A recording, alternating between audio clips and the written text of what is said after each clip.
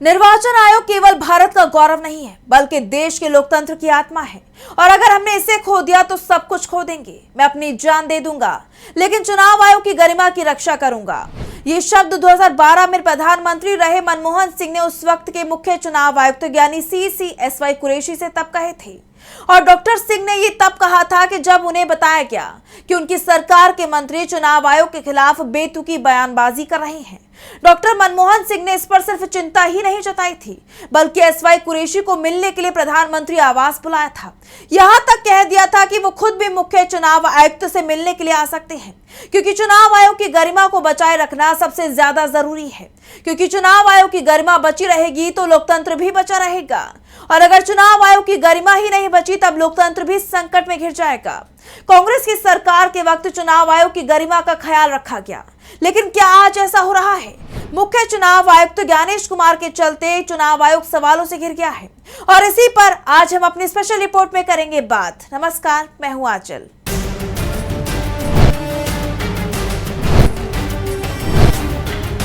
देश का चुनाव आयोग इस वक्त सवालों में घिरा हुआ है। ज्ञानेश कुमार की नियुक्ति ही सवालों में है, क्योंकि प्रधानमंत्री नरेंद्र मोदी की अध्यक्षता वाली जिस कमेटी ने ज्ञानेश कुमार को पहले चुनाव आयुक्त और फिर मुख्य चुनाव आयुक्त बनाया है, वो कमेटी ही सवालों में है। कमेटी में प्रधानमंत्री की तरफ से नियुक्त किए जाने वाले मंत्री भी सवालों में हैं, और सवालों में इस कमेटी का हर फैसला घिरा हुआ है। सुप्रीम कोर्ट इस पर फैसला सुना सकता है, ज्ञानेश कुमार की नियुक्ति को रद्द कर सकता है और एक नई कमेटी बना सकता है जिसमें पारदर्शिता होगी, जिस पर जनता का भरोसा होगा, जिस पर चुनाव लड़ने वाले हर दल को भरोसा होगा। क्योंकि चुनाव आयुक्तों की नियुक्ति में फिर सवाल नहीं उठेंगे, चुनाव आयोग की गरिमा पर सवाल नहीं उठेंगे, उस पर सरकार का पक्ष लेने के सवाल नहीं उठेंगे। वैसे जितने सवाल इस वक्त चुनाव आयोग के कामकाज पर उठ रहे हैं, उतने पहले कभी नहीं उठे। विपक्ष पहले भी चुनाव आयोग की आलोचना करता था, लेकिन सिर्फ विपक्ष ही उसकी आलोचना नहीं करता था, बल्कि सत्ताधारी दल के नेता भी चुनाव आयोग को निशाने पर लेते रहते थे। इसी को लेकर एक बड़ा खुलासा पूर्व मुख्य चुनाव आयुक्त की तरफ से किया गया है, और ये बताया गया है कि कैसे चुनाव आयोग की गरिमा बनाए रखने के लिए कांग्रेस की सरकार सख्त कदम उठाने को तैयार हो गई थी। लेकिन आज चुनाव आयोग की गरिमा को खत्म करने की कोशिश सरकार की तरफ से ही हो रही है। पूर्व मुख्य चुनाव आयुक्त SY कुरैशी की किताब India and I 100 memories not a memoir में चुनाव आयोग के कामकाज को लेकर कई खुलासे किए गए हैं। किताब में SY कुरैशी ने मनमोहन सिंह से जुड़े इस किस्से के बारे में विस्तार से लिखा है। उन्होंने बताया, जनवरी 2012 में उत्तर प्रदेश विधानसभा के चुनाव चल रहे थे। मैं उस वक्त मुख्य चुनाव आयुक्त था। केंद्र में मनमोहन सिंह की सरकार थी और उनकी सरकार में कानून मंत्री थे सलमान खुर्शीद उत्तर प्रदेश में एक चुनावी रैली को संबोधित कर रहे थे, जहां उन्होंने ऐलान किया कि अगर कांग्रेस पार्टी उत्तर प्रदेश की सत्ता में आती है तब नौकरियों में मुसलमानों के लिए आरक्षण 4.5% से बढ़ाकर 9% कर दिया जाएगा। अपनी किताब में कुरैशी ने कहा कि खुर्शीद के इस बयान को लेकर बीजेपी चुनाव आयोग पहुंच गई थी। उसकी तरफ से कहा गया कि खुर्शीद वोटरों को प्रभावित करने वाला ऐलान कर रहे हैं। उन्होंने आचार संहिता का उल्लंघन किया है। वो केंद्र में मंत्री हैं, यूपी में आचार संहिता लागू है और आचार संहिता में सरकार कोई नया ऐलान नहीं कर सकती। अपनी किताब में कुरैशी ने आगे लिखा कि मैंने इस मामले में केंद्रीय मंत्री को नोटिस भेजा। 4 दिन तक सुनवाई हुई। बीजेपी की तरफ से अरुण जेटली और कांग्रेस की तरफ से अभिषेक मनु सिंघवी ने पक्ष रखा। सुनवाई में चुनाव आयोग ने सलमान खुर्शीद को आचार संहिता उल्लंघन का दोषी माना। उन्हें कड़ी फटकार लगाई गई।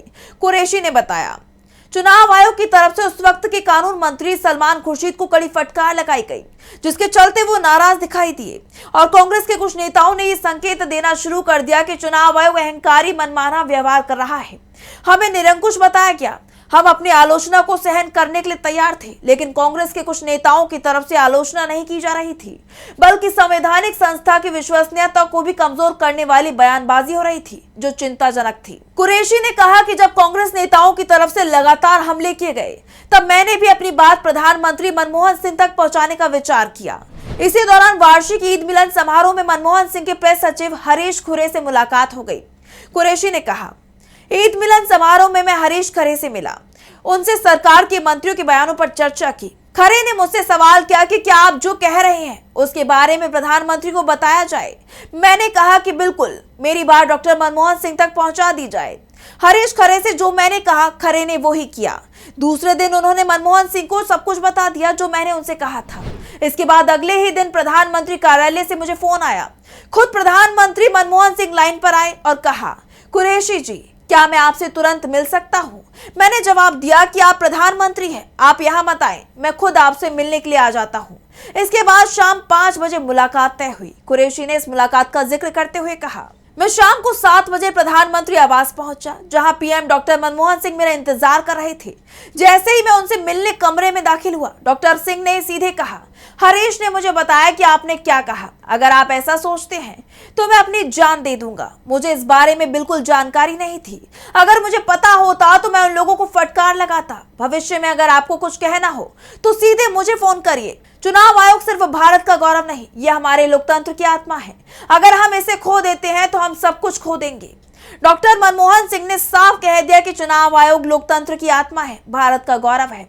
सबसे बड़ी बात तो यह है कि चुनाव आयोग की शिकायत सरकार से थी ही नहीं, सिर्फ कुछ मंत्रियों को लेकर थी। लेकिन मनमोहन सिंह ने जिस तरह से चुनाव आयोग का पक्ष लिया, उसके बाद चुनाव आयोग को भी ताकत मिली कि वो मंत्रियों और यहां तक कि मुख्यमंत्रियों को भी सार्वजनिक रूप से उनकी गैर जरूरी बयानबाजी के चलते फटकार लगा सके। मनमोहन सिंह तो वैसे ही बेहद नपे तुले शब्द बोलते थे, वो कभी भी आक्रामक बयानबाजी नहीं करते थे। लेकिन क्या आज केंद्र की मोदी सरकार के मंत्री या बीजेपी शासित राज्यों के मुख्यमंत्री चुनाव को लेकर संतुलित बयान देते हैं? हाल ही में असम के सीएम का बयान सामने आया था, जिसमें उन्होंने कहा था कि असम में अब ध्रुवीकरण की जरूरत नहीं है, मैंने ये काम पहले ही कर दिया है। पश्चिम बंगाल के सीएम शुवेंदु अधिकारी का बयान था कि मुझे मुसलमानों का एक वोट नहीं मिला, हिंदुओं के वोट से मैं जीता हूँ। यूपी के सीएम योगी आदित्यनाथ शमशान और कब्रिस्तान की बात करते हैं, बटेंगे तो कटेंगे जैसे नारे इजाद किए जाते हैं। पीएम मोदी चुनावी रैलियों में बेहद आपत्तिजनक बातें कहते हैं, लेकिन चुनाव आयोग में जब शिकायत की जाती है तब चुनाव आयोग शिकायतों पर कुंडली मारकर बैठ जाता है। बीजेपी नेताओं के खिलाफ शिकायतों पर कार्रवाई तक नहीं करता। लेकिन मनमोहन सिंह के समय चुनाव आयोग को पूरी स्वतंत्रता थी। मंत्रियों पर चुनाव आयोग कार्रवाई भी करता था, उन्हें फटकार भी लगाता था, उनकी निंदा भी करता था। लेकिन अब ज्ञानेश कुमार के नेतृत्व वाला चुनाव आयोग, जिसे लेकर विपक्ष आरोप लगाता है कि यह बीजेपी का चुनाव आयोग है, जिसका सिर्फ एक ही काम है बीजेपी को चुनाव जिताना, वो बीजेपी के टॉप लीडरों पर कार्रवाई करने की बात तो दूर, उन्हें नोटिस तक भेजने की हिम्मत नहीं जुटा पाता है। उल्टा अगर बीजेपी विरोधी दल चुनाव आयोग पहुंचते हैं, कोई शिकायत करते हैं, तो मुख्य चुनाव आयुक्त तो बेहद आक्रामक तरीके से बातें करते हैं और मुलाकात के बाद धमकाने वाले अंदाज में सोशल मीडिया पर बयान भी जारी किया जाता है, जिसकी भाषा ऐसी होती है कि चुनाव आ गया है, आपका हमने पूरा इंतजाम कर दिया है। तो फिलहाल स्पेशल रिपोर्ट में बस इतना ही। वीडियो पसंद आए तो लाइक करें, साथ ही हमारे चैनल को सब्सक्राइब करें। नमस्कार। हमारे चैनल से जुड़े रहने के लिए YouTube पर टाइप करें DB Live, सब्सक्राइब बटन को क्लिक करें और बेल आइकन को दबाना न भूलें ताकि खबरें आप तक पहुंचती रहें। देखते रहिए DB Live, क्योंकि यहाँ हैं खबरें लगातार।